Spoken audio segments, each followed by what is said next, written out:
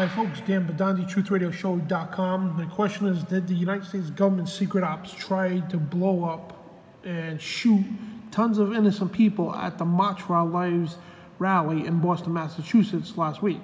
The Daily Mail and a few other mainstream media are slightly reporting this, but not highlighting it. But if you read between the lines, you can see what's going on.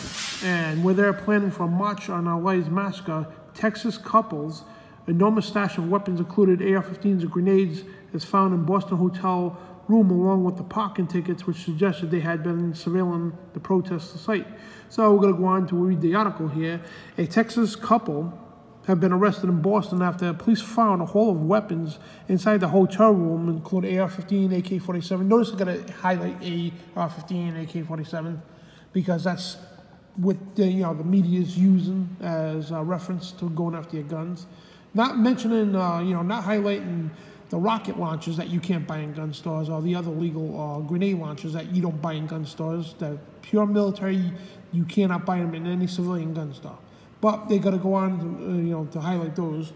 Anyway, and this is like the mainstream media reports things, but what we do is go, read between the lines. There you go, you got Franco Bradley, 59 years old, and Adrian Jennings, 40, were arrested in the Marriott Hotel residence in Tewksbury, Massachusetts on Saturday after he called the police to report someone breaking into his hotel room. He told police he was in his Jeep where he had surveillance video feed from his hotel room linked to the laptop in his car, but it had suddenly cut out.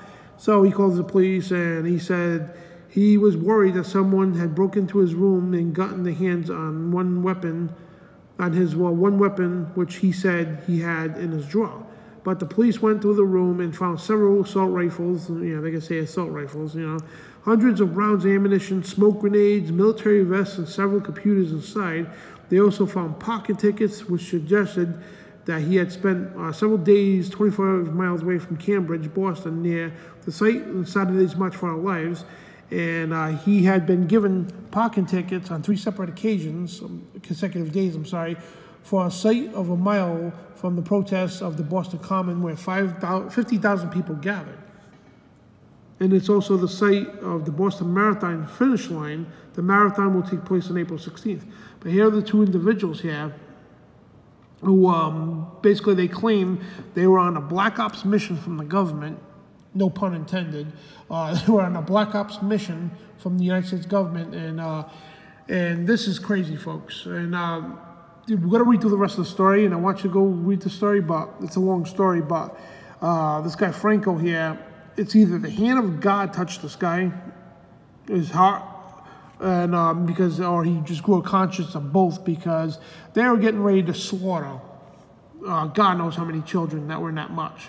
And there's the weaponry. Most of these weapons that you can't buy in a gun store. Fully graded military-style weapons, grenade launchers on the weapons. You can't buy them in gun stores.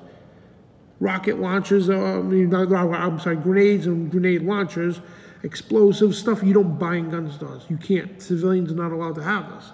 But where's this guy get all this money from to get all this?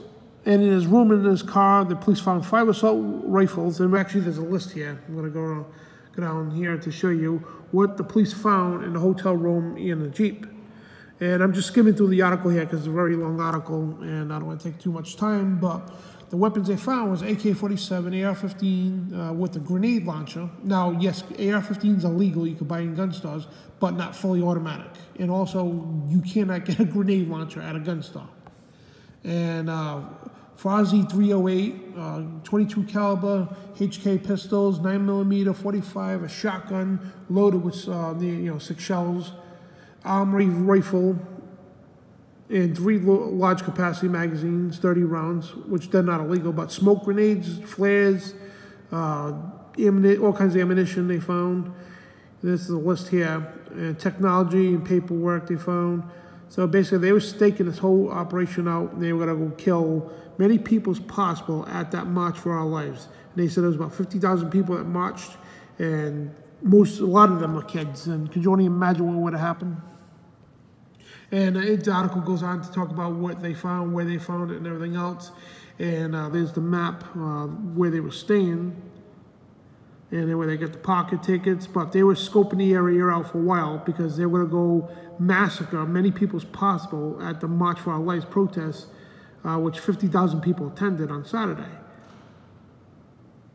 And it goes on here to show you what's going on, and in this article they also highlight how this man had a $400,000 home, and his wife here, by common law they mention, his wife, they say she had mental disabilities, a history of mental disabilities, but they lived in separate homes. It doesn't make sense. You know, like, if you're married by common law, how do you live in separate homes? But anyway, they said his home was about $322,000. They were from Texas.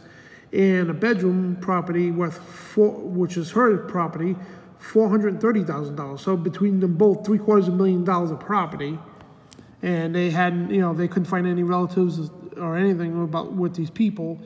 And a couple remains in custody on a slew of charges and illegal firearms. And it's not clear. The bail has been set here, and they want information. But if you go on here with the testimony, and Franco stated that he brought the guns with him from Texas because he needed them for his mission, the report reads. He went on to say that he can't tell us what he does for work or why he has all the guns with him, but he is down in the area working for a government agency that is dealing with the virus. What kind of virus are they talking about? Why would you need all those military-style weapons? And some of them are civilian weapons. Why would you need all that for a virus? What kind of virus are they talking about? Computer virus or a deadly virus? But either way, he goes on to say it was like basically a black ops mission here. And I asked him what agency he works for, and he stated he couldn't tell us, that if we found out what he was doing, he would have to be written reports for a long time due to the fact that it's classified. One of the arresting officers said the officer described him as very odd and appeared that he was trying to hide something. Well, no kidding. And at one stage, he claimed that he had previously worked for LAPD, but the police could not confirm it. He later said he was a bomb technician for the military and claimed elsewhere that he owned a company called Enzyme Engineering, of which there is no record. But there's his wife told officers that he had told her he was in the area because he had a job interview. But a job interview at a hotel room with all these guns? I don't think so. And it goes on to say that basically they had health problems, like mental health problems. Well, that's what what kind of people the government uses. Remember the Navy Yard shooter? They doped him up with psychotropic drugs, and then on record, they were following him around with the ELF weapon, the extremely low frequency weapon. I got the police report from Newport, Rhode Island, to show that. It was a civilian contractor that worked with DARPA on all these different technology and weapons. But anyway, this is what the feds use. They use people who are on psychotropic drugs.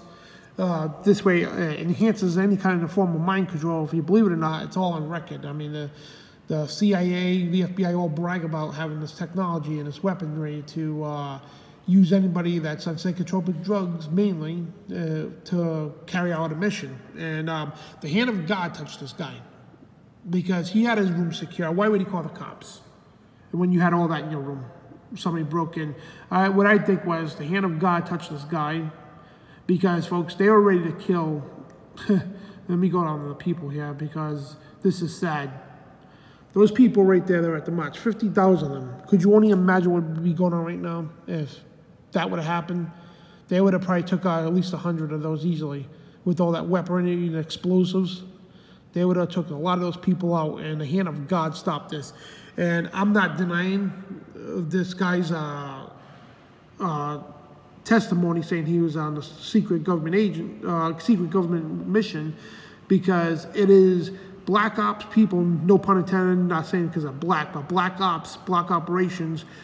They do stuff. They're entities within the government that are criminal, and the very enemies that JFK warned us about, the shadow government, which they will take no thought of using weapons against children just to push a political agenda. So, folks, the hand of God played into this, man, because I'm telling you right now, if they would have killed those people, slaughtered those people in Boston, and yet another, it's kind of weird because the Boston massacre was March 5th of 1770, And the same month of this year, they were planning another Boston massacre, and right near the finish line in the Boston Marathon. Unbelievable. So the hand of God stopped this, because if they would have shot those people, man, I'm telling you right now, Massachusetts more than likely would have pushed the executive order, would have been total gun confiscation nationwide. This would have been ugly. And, you know, us gun owners would have never gave up our guns, and the Civil War, the revolution would have begun then. But, I mean, it's unfortunate, and I want people who are part of this march movement to know this stuff, okay? It's not us gun owners who are bad people, okay? These people out here, okay, you all need to know it's the shadow government that's doing this, the deep state. And this guy here, I mean, he's not lying. And they use people with mental disabilities on psychotropic drugs. And you got to find out, yes, both of them are on psychotropic drugs.